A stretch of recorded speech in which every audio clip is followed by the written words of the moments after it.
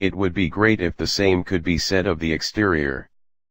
But the design department decided that a somewhat conservative evolution of the previous car was more appropriate. It doesn't work out so well to our eyes.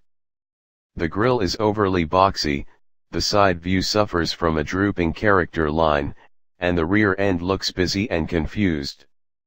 Once more, Audi's lighting technology tantalizes, with a dramatic treatment of LED lights front and rear. Europe gets optional laser headlights. Styling, though, is a matter of taste.